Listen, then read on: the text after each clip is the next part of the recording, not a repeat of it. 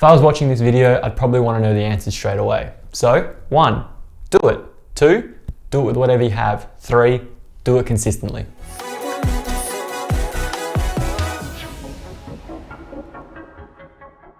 What's going on, guys? My name's David Tomic and welcome back to the channel. If you're new here and have absolutely no idea who I am, well, like I said, my name's David Tomic. I'm a Masters of Architecture graduate and I've done a lot in my life so far.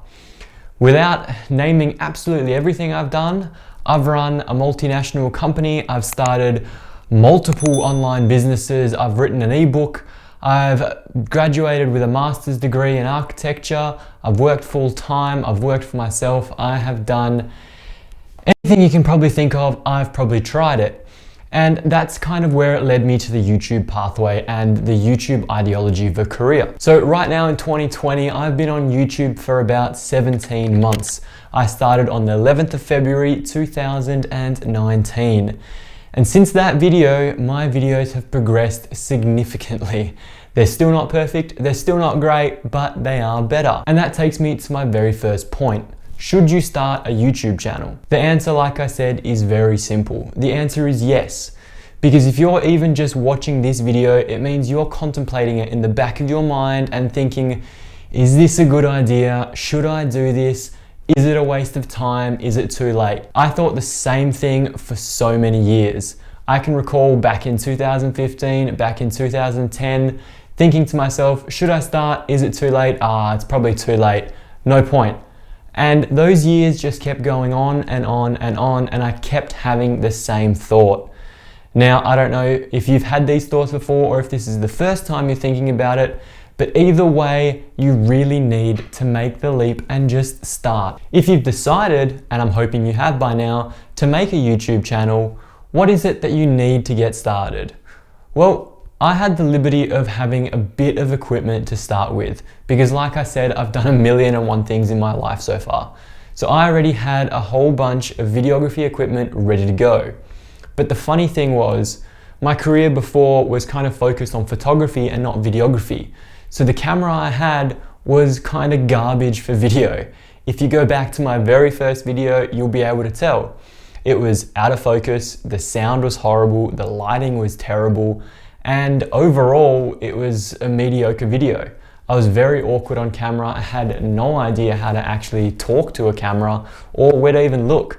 Most of the time I was looking down or to the side or not actually acknowledging that somebody like yourself would be watching this video right now, whatever time of day or night it is. So to start, it's very simple. If you have a smartphone, doesn't matter what it is, use that. If you have a camera, use that. It genuinely doesn't need to be a whole setup like I have in here. Okay, so what if you don't have a smartphone? What if you don't have a camera? What if you have absolutely nothing to record on? Can you borrow it? Can you find a friend that has it? Can you ask somebody in your school to help you out? Can you make it a project and potentially get your school to loan you the equipment?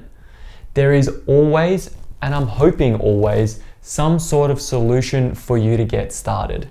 If you can't afford the technology, the lighting, the microphone, the background, keep it simple.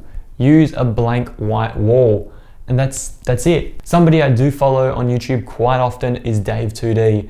His background setup and whole studio setup is so simple.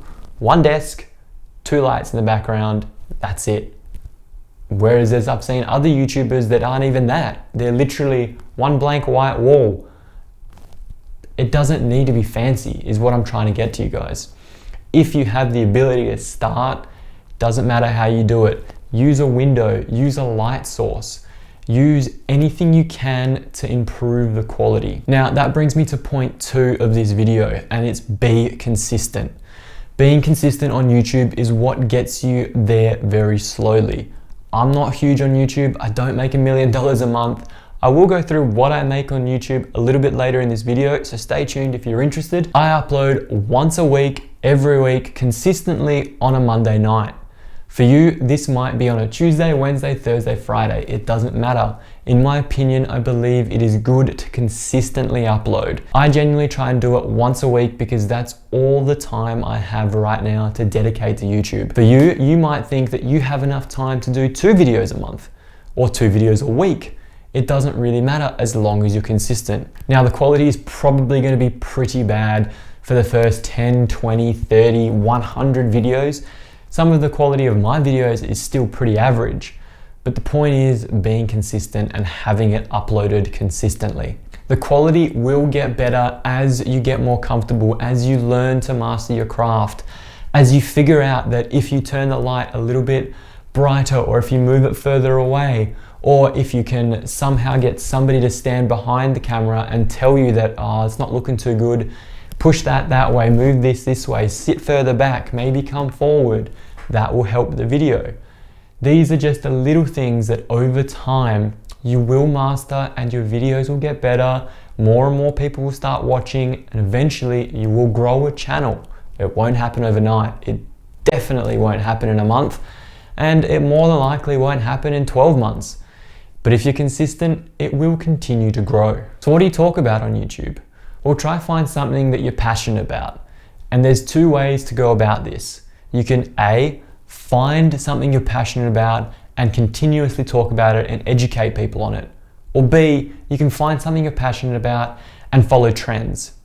Now, the reason I bring this up is because the way you do either of these 2 is the way your monetization and your income is actually going to be directly affected. So let me read some stats to you guys. On the first day I monetized my channel, it was on the 22nd of October 2019. That means it took me 8 months to go from 0 to 1,000 subscribers and monetize my channel. On that very first day that it was monetized, I made a whole $1.23. Huge, game changing. I know, I can quit my job, I can give up, I can just be a YouTube sensation. Fantastic. As the months progressed and I continued to bring out more and more content, that continued to go up and slowly go back down eventually. On most days, I'd make anywhere from $1 to $5. Not a big deal, but that's $1 to $5 I wasn't making elsewhere. As the channel continued to grow and more people started to subscribe and watch, it started to increase exponentially. At one point, I reached $17.93 in one day. Again, groundbreaking, I know, so crazy. But it didn't matter, that doesn't matter to me. The monetization doesn't matter. The fact that it is growing consistently and going up and up and up means something. It means people are starting to engage with the content and genuinely enjoy it. This brings me back to my previous point. There's 2 ways of making content. I try and make content that is continuously going to be watched. I try and make content that doesn't matter if it's 2019, 2020 like it is now, or 2025, 5 years in the future. I'm hoping that the content I make, people are still going to be able to resonate with. Yes, most of my videos are tech focused, and tech goes out of date pretty quickly. But that doesn't mean people stop watching it and stop looking for reviews. Just because you've sold your 3-year-old phone doesn't mean somebody else isn't buying that 3-year-old new phone. Let me give you a real world example. I have 2 videos that have done exceptionally well. My one video, which was educating people about e-commerce. It was called Wix versus Squarespace versus Shopify. It makes me about 38% of my monthly revenue and 38% of my total revenue so far on YouTube. That's a video I consider to be a very educational, very structural video that doesn't change over time.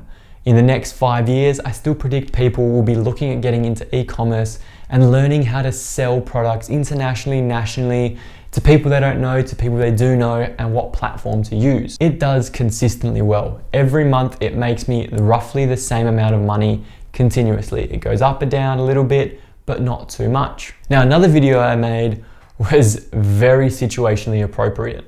It was a video at the height of the COVID-19 pandemic when it all started and everybody in the world went home. It's a video comparing WebEx, Zoom, and Skype. It is something that was at the height and at the tip of everybody's tongue.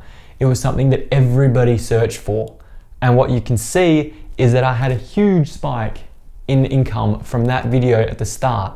But now that people are going back to work around the world and we aren't using these video communication tools as much anymore, my revenue has just plummeted from that video.